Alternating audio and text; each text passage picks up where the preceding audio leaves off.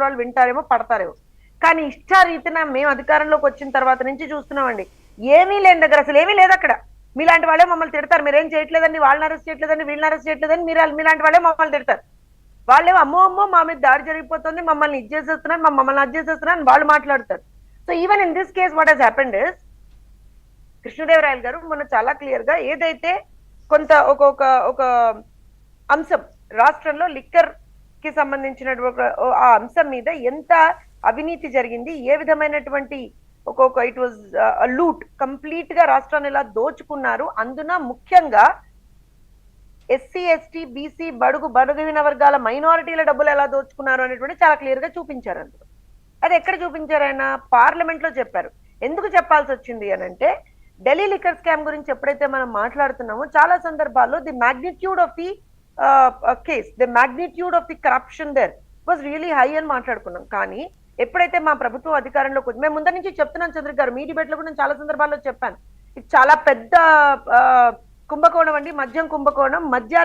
మద్యం అనేటువంటిది నిజంగా వాళ్ళ రోజున they have made it up, ఏమంటారంటే వాళ్ళకు ఒక మనీ మింటింగ్ ఇదిగా తీసుకున్నారు అని చెప్పి చాలా సందర్భాల్లో మీ డిబేట్ లో కూడా చెప్పాను నేను. ఎలక్షన్స్ ముందర చెప్పాను, ఎలక్షన్ తర్వాత కూడా చెప్పాను. సో ఎప్పుడైతే మా ప్రభుత్వం అధికారంలోకి వచ్చిందో దానికి సంబంధించినటువంటి ఒక దానికి సంబంధించినటువంటి మొత్తం ఆ ట్రాన్సాక్షన్స్ ఎలా ఉన్నాయి, ఏం జరిగాయి అనేటువంటిది ఒక ప్రిలిమినరీ ఎంక్వైరీ అయితే వేసుకుంటుంది కదండి ఏ ప్రభుత్వం అయినా. విదిన్ డిపార్ట్మెంట్స్ ఏం జరిగింది అనేటువంటిది చూసాం.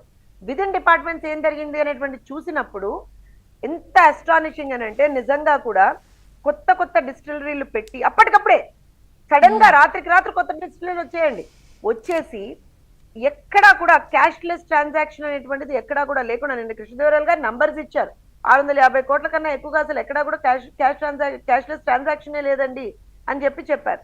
అండ్ ఆల్సో 615 కోట్లు. అండ్ ఆల్సో ఇంకో విషయం ఏం చెప్పారంటే, డబ్బులు ఆంధ్రప్రదేశ్ నుంచి దుబాయ్ లాంటి దేశాలకు కూడా తరలించబడ్డాయి అని చెప్పారు. So when we saw all this, definite గా the magnitude of the corruption చాలా హ్యూజ్ గా ఉందండి.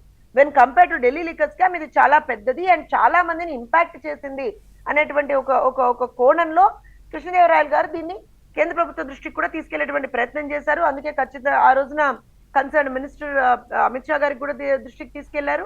అలానే పార్లమెంట్ లో in the front of the house కూడా పెట్టారు. ఇప్పుడు ఇది జరిగిన తర్వాత సంచలనాలు ఉంటాయి, అరెస్టులు ఉంటాయి అంటే, చంద్రిక గారు తప్పు చేస్తే అరెస్ట్ చేయక పిలిచి ఏమంటారంటే హారతిచ్చి బొట్టు పెడతారండి? చేయరు కదా, ఖచ్చితంగా అరెస్ట్ చేయాలి కదా. అది జగన్మోహన్ రెడ్డి అయితే ఉంది, ఏమో ఎవరున్నారు, వాట్ డు వి నో. అందుకే దీని మీద సంబంధించి నాకు తెలిసైతే ఎలా అయితే ఆడుదాం ఆంధ్ర మీద తీసుకున్నారో ఒక డీటెయిల్డ్ ఎంక్వైరీ దీని మీద కూడా తీసుకోవాలని చెప్పి నేను కోరుకుంటున్నాను. ఉంటుందా అరెస్ట్?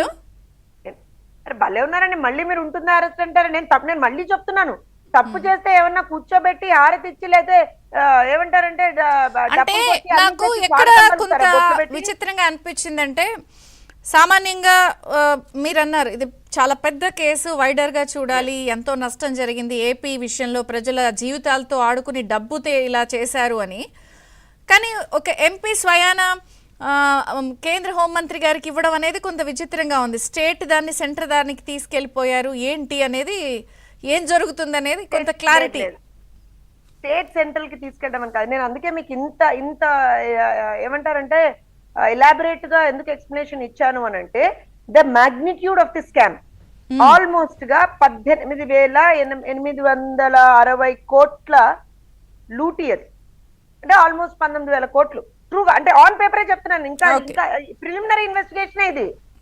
దీంట్లోనే మీరు ఆల్మోస్ట్ 19,000 కోట్ల లూటీ జరిగింది. దాంతో పాటుగా ఆల్మోస్ట్ ఏంటి అని అంటే, మేజర్ గా కేంద్ర ప్రభుత్వాన్ని ఎందుకు ఇన్వాల్వ్ చేయాల్సి వచ్చినటువంటి పరిస్థితి ఏర్పడింది అని అంటే, ఒక ఎంపీ దీన్ని హౌస్ లో ఎందుకు మాట్లాడాల్సి వచ్చింది అని అంటే,